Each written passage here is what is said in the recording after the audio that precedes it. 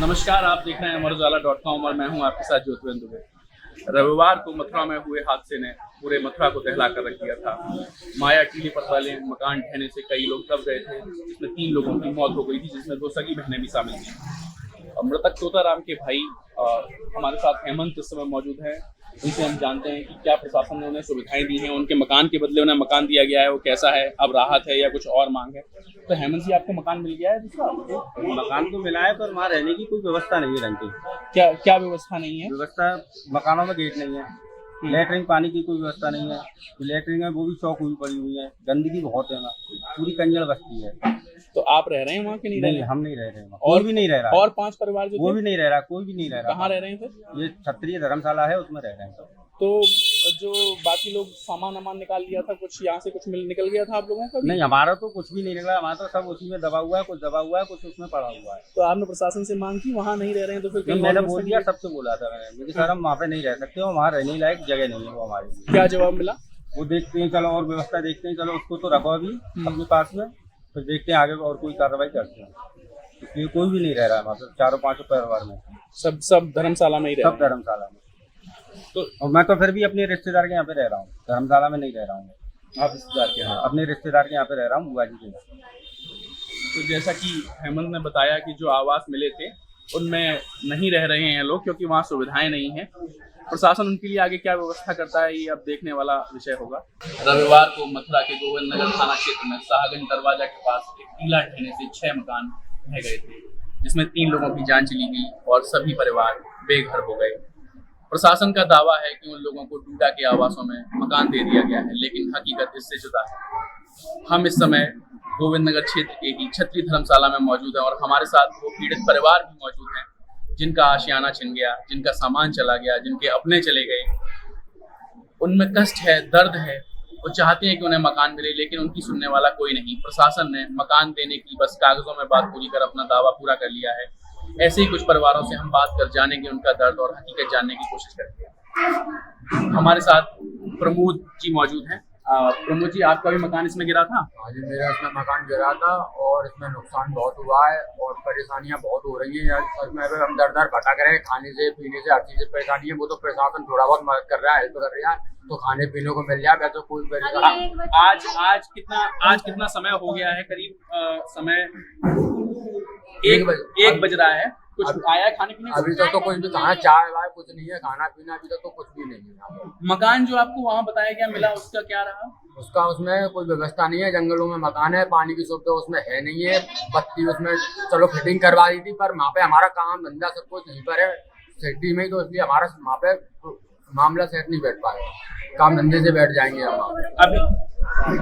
अभी आप गए थे वहाँ, तो आप बता रहे कि क्या रहा? ताला क्या गया? वहाँ पे कूलर निकाल लिया गया, ताला तोड़ कर नहीं है, चाबी बदल दी गई है, ताले बदल दिए गए हैं।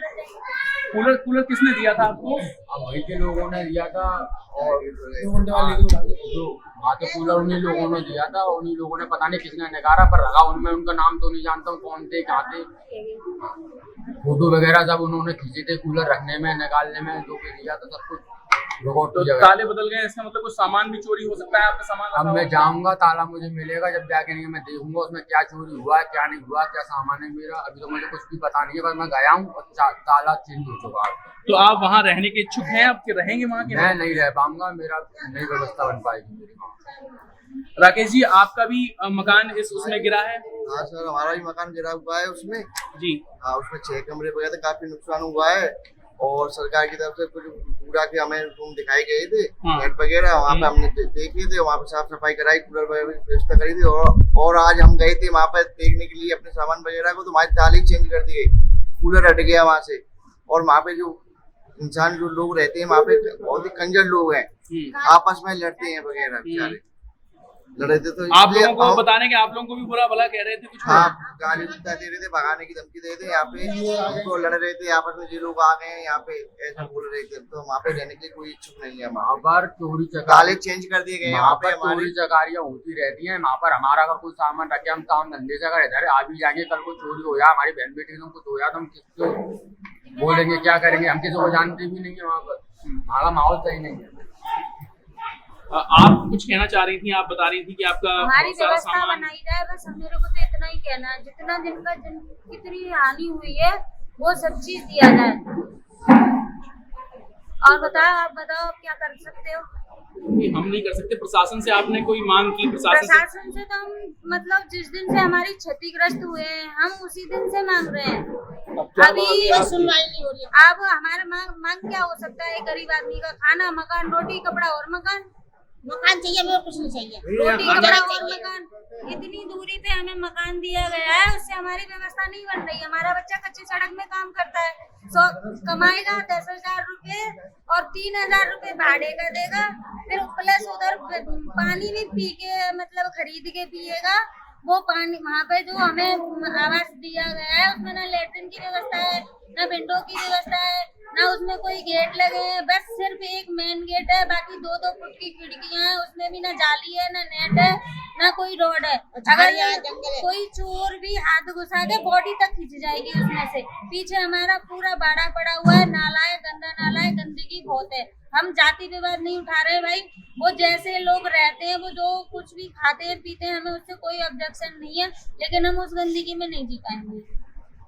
आप क्या नाम है आपका?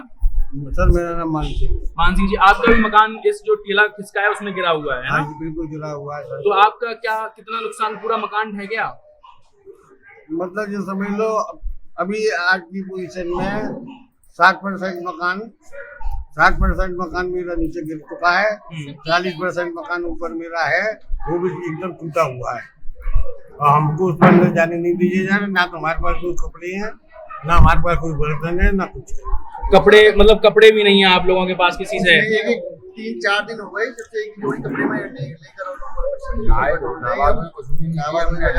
भी नहीं है, सवेरे से बड़े परेशान है। कृपया करके हमारे प्रशासन से निवेदन है उनसे कि हमारे को कैसे भी लगे मकान बनता है जगह में आज जोड़कर प्रार्थना निवेदन करते हैं हम सब लोग, हमारी व्यवस्था बना दी जाए। कैसे परेशान है, आने जाने प्रशासन से परेशान है। छोटे छोटे बच्चे हैं हमारे, ये भी हमारी माँ बीमार पड़ी है, उनको बोतल लगी है, उनको सदमा बैठा है बहुत तेज।